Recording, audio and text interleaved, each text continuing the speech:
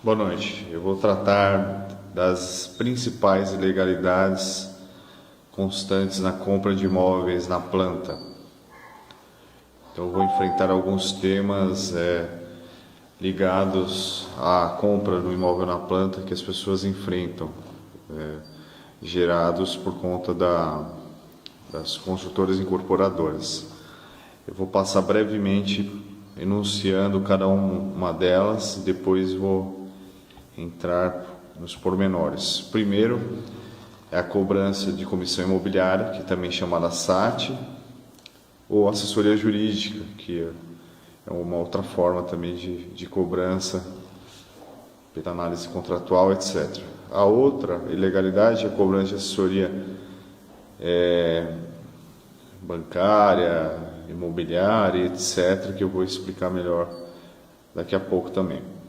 O atraso na entrega da obra, em regra 180 dias, cobrança do IPTU e do condomínio antes da entrega das chaves, o desconto desproporcional de até 50% em caso de desistência da compra, no caso do extrato, taxas de 3%, ou variações em caso de transferência da compra, cessão de direitos, erro na metragem do imóvel, falta de individualização da matrícula do IPTU. Agora vou dissecar tema a tema. A cobrança de comissão imobiliária SAT é ilegal porque o corretor autônomo ou a imobiliária ou as imobiliárias que estão lá no plantão de vendas, elas estão lá para servir a consultora ou incorporadora. Ela não está ali para prevenir ou proteger, é uma boa palavra, o consumidor de eventual ilegalidade contratual ou no trâmite da compra e venda. Então, é uma pessoa suspeita, então não pode ser cobrada essa comissão imobiliária do adquirente ou consumidor. Essa comissão imobiliária é encargo ou ônus do consultor, do vendedor do imóvel. De igual modo, a assessoria jurídica, que é vedada, inclusive pelo Estatuto da Advocacia, porque uma venda casada ali fere princípios éticos. O advogado ele tem que ser contratado por livre escolha. Ali é uma imposição da própria consultora incorporadora, que coloca às vezes ali um advogado ou não, às vezes é um assessor jurídico para revisar um contrato, para palpitar alguma coisa ali, mas ele está com uma conduta viciada, ele trabalha para a consultora incorporadora, não está ali para assessorar ou beneficiar o consumidor. Pode até acontecer, mas não é regra, porque os honorários ele está ali por conta do consultor incorporador. Vale repetir mais uma vez para ser bem fixado. As consultoras incorporadoras impõem ao comprador, o consumidor ou adquirente, às vezes uma assessoria imobiliária ali, um outro encargo, porque o consumidor não sabe, em regra, preencher uma guia de TBI, as custas de cartório, quantos são, como ir ao cartório, as pessoas não têm tempo, etc. Isso é legal, desde que essa empresa especifique o gasto que ela está cobrando pelos honorários, especifique os valores de taxas cartoriais, tanto para fazer a escritura, quanto para fazer um registro ou averbação na matrícula do imóvel, e até a questão do ITBI, do imposto, qual o valor, quantificar cada verba para que o consumidor saiba que ele esteja ou que está pagando naquele momento. Outra ilegalidade que essas empresas costumam fazer é colocar nos seus contratos que a obra pode ser atrasada em até 180 dias, o que é ilegal, porque a construtora incorporadora ela tem expertise naquela área de construção, então ela sabe quantos funcionários precisa ter, quanto de material, se teve alguma greve em algum setor, as questões temporais que vão afetar. Então é incompatível que se coloque um prazo tão longo, né, 180 dias, para a conclusão da obra. Eles têm que definir uma data exata. Então, excepcionalmente, o judiciário vai permitir essa dilação de prazo, mas ela, em regra, é ilegal. E, inclusive, quem comungo da opinião, que também é do Dr. Scavone, que é um advogado respeitável, professor de direito imobiliário nessa área, que também tem artigo a respeito disso.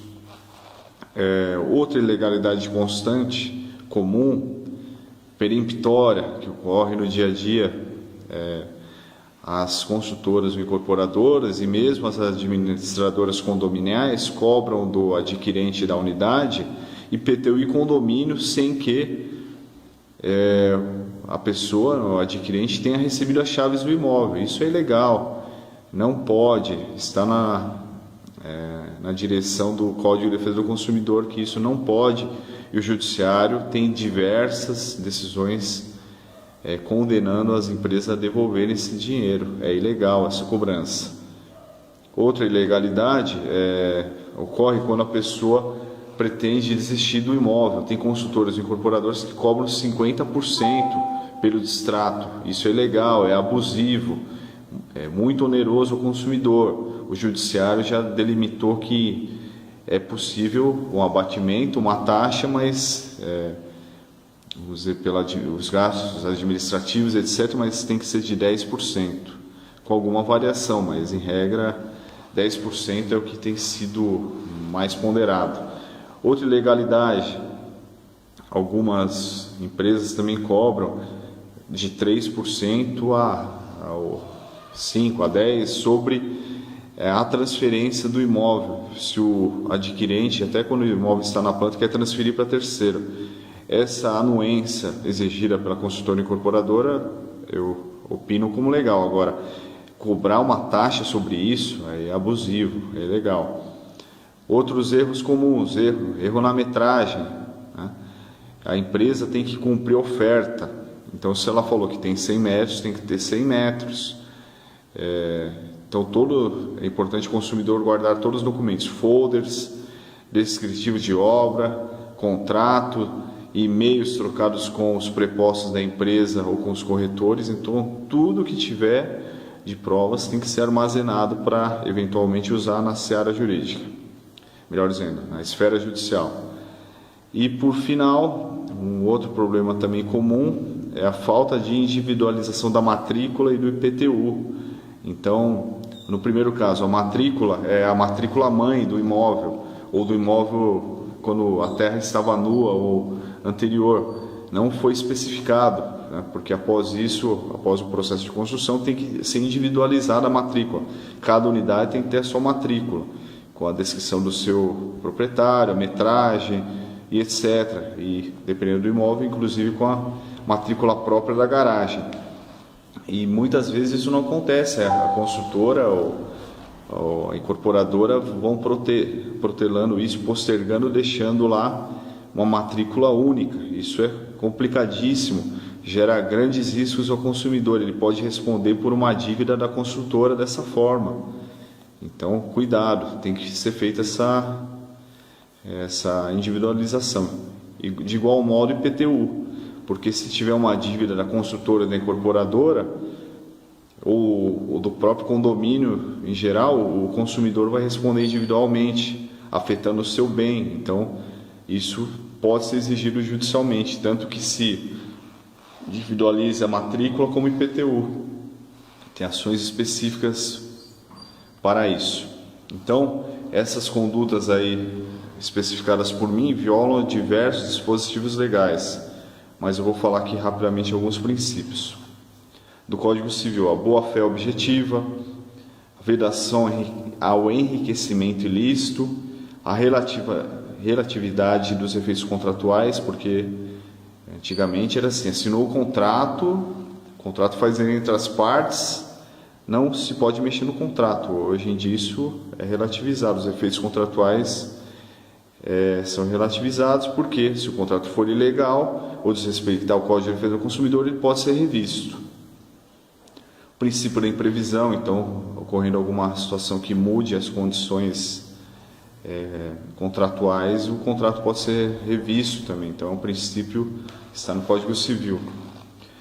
Princípios do Código de Defesa do Consumidor. Responsabilidade objetiva. Então, a empresa ela responde objetivamente sem analisar a culpa.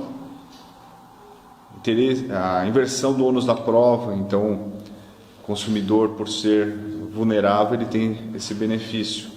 A vedação a cláusulas abusivas, a facilitação da defesa do consumidor, foro privilegiado e assim por diante. E na órbita constitucional, o princípio da dignidade da pessoa humana e os princípios do contraditório, ampla defesa e devido processo legal. Portanto, vendo seus direitos respeitados nessas situações ou oportunidades, procure um advogado de confiança e socorra do judiciário, porque essas empresas, consultores e incorporadoras vêm abusando paulatinamente. Então, procure seus direitos. Boa sorte.